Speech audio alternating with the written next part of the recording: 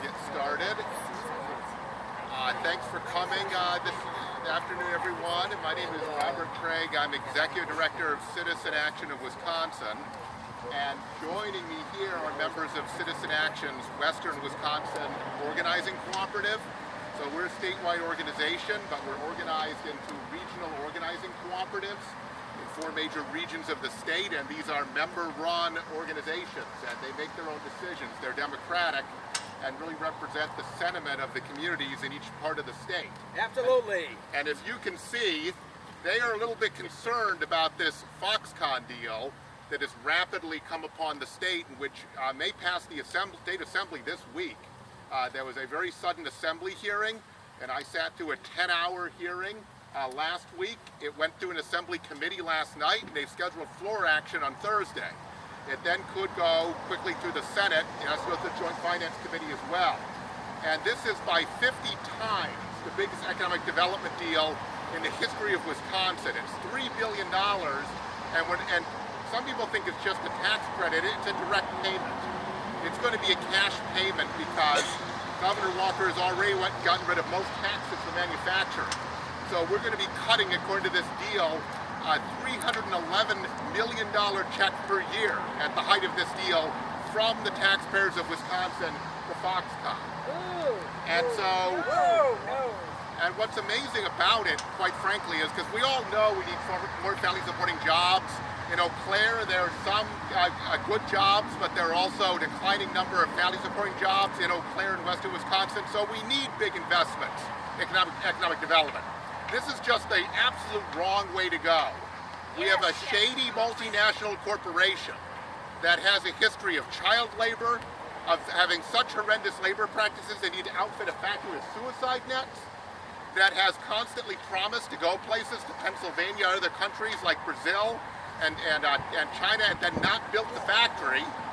And we're going to cut a secret deal with them. The deal was cut between Foxconn and Governor Walker's very controversial jobs agency, the Wisconsin Development Corporation, which actually cannot, according to the State Audit Bureau, accurately track the number of jobs it pays companies to create. They're incompetent. And so they're either incompetent or they don't want to track the number of jobs. But the point is to cut checks, right? To large manufacturers. And so this is very concerning. And frankly, there are a couple of big things about this. Even for those who think that the way to create prosperity is to literally bribe big companies to plant themselves in their state and to bid with other states, right, to do this. Even with that, right, this doesn't meet the metrics. The research shows that we're paying 6 times more per capita per job than is paid by the average economic development deal across the whole state and the whole country, across Wisconsin, across the country. So that means, and by the way, they promised up to 13,000 jobs in Racine or Kenosha, and then they originally promised up to 21,000 additional jobs through the supply line, through the supply train. And by the way, they've claimed those jobs to be in places across the state. There is very little chance these jobs will be in western Wisconsin. This factory will be very close to Chicago. It's near Lake Michigan, so you can import things from overseas. There's no reason, because western Wisconsin is the same state, that they become part of the supply line. But what came out yesterday is a report that Wisconsin Development Corporation did not release, an open records request was made, that shows it's 10,000 less jobs than they promised in the supply line. So the number of jobs keeps going down. And even if you believe this is a good investment, we have an agency that's supposed to oversee it that can't track the number of jobs that were created. Over and over. Incompetence. Over and over in this hearing, they said, don't worry, it's pay for performance, okay? They said, no money goes out unless the jobs are created. They put in charge of negotiating the deal and enforcing this an agency that can't track the number of jobs companies create that they pay them to create. That's what we now know from the most recent state audit. That's been a repeated trend of state audits. Now, here's the thing, right? There's no doubt we're not the ones here at Citizen Action of Wisconsin, the Western Wisconsin Organizing Cooperative. They're going to say we can't make and shouldn't make big investments. We need a lot more opportunity all over the state. having one big corporation come to one corner of the state in a really bad deal that won't be enforced and may never come to fruition is not the way to do it. It doesn't help the whole state. It doesn't help Eau Claire. It doesn't help western Wisconsin. But if we took the $3 billion and invested it in other ways, we'd produce many more jobs. Yes. Do you realize? Fair to all around Do you the state. realize that if you invested it in education, and we're in front of a technical college here, right? Right. We're still in a situation where just over 40% of Wisconsinites end up getting either a bachelor's degree or associate's degree. And unless you have something like a building trade, a lot of people think you don't have access to a middle-class job without that education. Why aren't we investing heavily in education and building more technical colleges, making tech college education free, which we could do, and university education free, and expanding, because it's free and more people will go, dramatically the number of people in four-year schools and in technical colleges. We could do that with the money, and you know what the research shows? The research shows you would create over 60,000 jobs if you put $3 billion into education. So guess what? We'd be building permanent strength, and that's what built the strength of this state. The people 100 years ago who stopped giving the money away to the timber barons and the robber barons in the railroad industry, right? And instead built these technical colleges, the UW system, and the great K-12 education system in Wisconsin. And we've been divesting in that, making huge cuts in that, because they said there wasn't the money. They also cut wages for people across the state because they said there wasn't the money, and now there's $3 billion to give to Foxconn with few strings attached. And so I'm going to have Jeff Smith, our organizer for the Western Wisconsin Co-op, dig in on the environment, but I want to say one thing about something that would improve the environment. We all know, at least those of us who believe in science, that there's a global climate catastrophe in the offing, and that this is, if we actually invested in going to energy conservation, renewable energy, a huge economic opportunity. And so the signs you see here say that if we put $3 billion in renewable energy, it would create, according to research, 51,300 jobs. So probably 2 to 3 times more jobs than Foxconn, even if you believe Foxconn, okay? And we could do that all over the state. And one of the nice things about renewable energy is investments in energy conservation, they pay for themselves in 3 years. So you could, with a financing mechanism, pay out the $3 billion, get it back, and pay it out again. Now we're going to get the Foxconn money back? No, we know that. We're not going to get it back.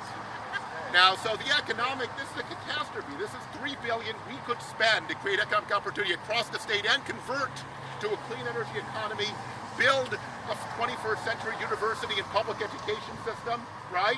And build real economic strength for everyone across the whole state. Or we can let a multinational corporation, a shady one, come and say, give us all your money, and we promise to create jobs in the southeast corner of the state, not the whole state. And by the way, we can cut and run.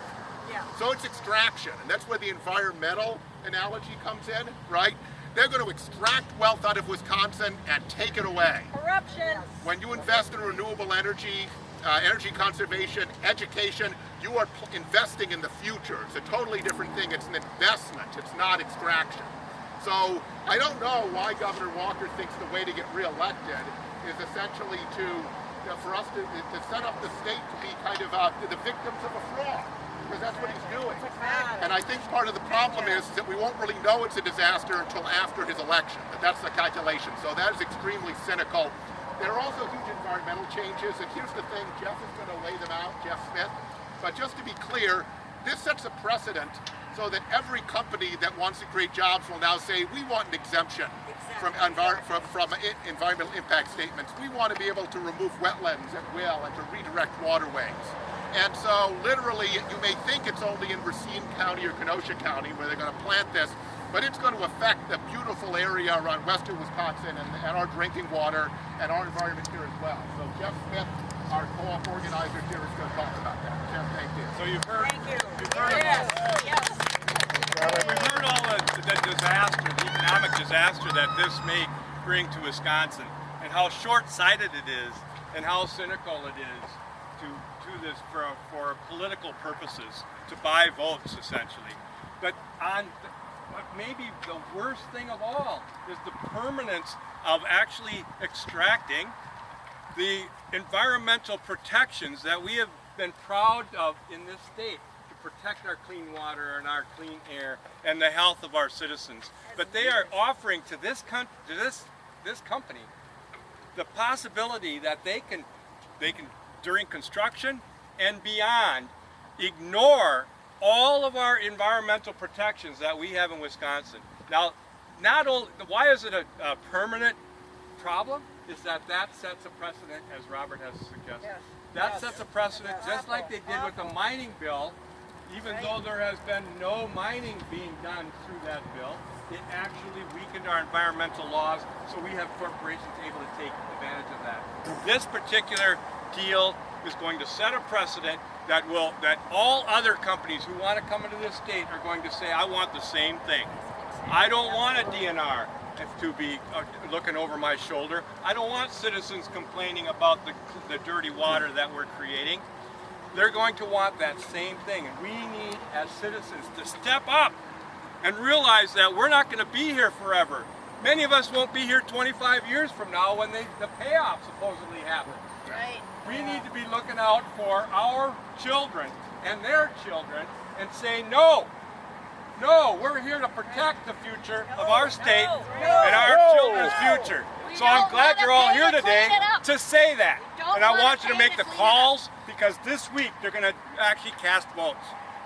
They need to be reminded in Madison who they're supposed to represent. They're corrupt. And they're representing not just the people of this state, but they're representing the land. They're representing the water. That's their job. And you need to all step up and make sure that they remember that. Yes, Thank you for being here today. And thank you all for being here today, Go too. Foxconn! Yeah.